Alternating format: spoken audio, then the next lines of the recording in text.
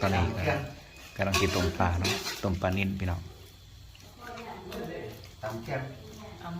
ถือว่ากินเขาสามัคคีอยู่ที่จังหวัดอุดรปูนบนให้เมี่ยงคนนั้นที่จังหวัดอุดรเนาะที่บวกเป็นยังไงยักษ์ขึ้นปลาก็คือว่าประมาณคือว่า10 โลไปเนาะนักเติบไปเนาะ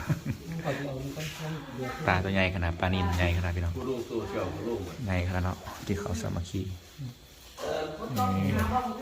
เซฟก็มีหลายคนเนาะเซฟก็มีหลายคนส่วนมาสมจิตเนาะเลาะทา44 มื้อแน่ๆทั้งหลายตอนนี้ยังก่อนเนาะเราต้มแล้วเราแจกเนาะแม่เทียยังกินนี่แม่ก่อยเนาะ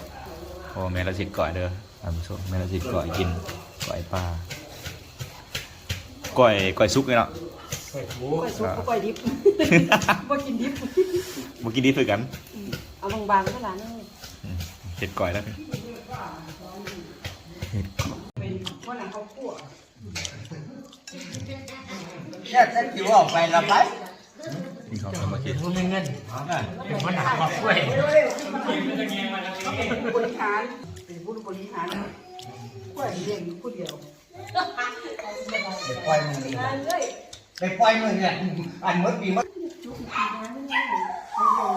บ่มันเอื้อนเจ้าเอื้อน2 เดือนแล้วผมบ่ได้มีแค่นั้นที่ไหนเคยมีที่จงตัวเดียวแล้วใครยังที่เผาสอนไหม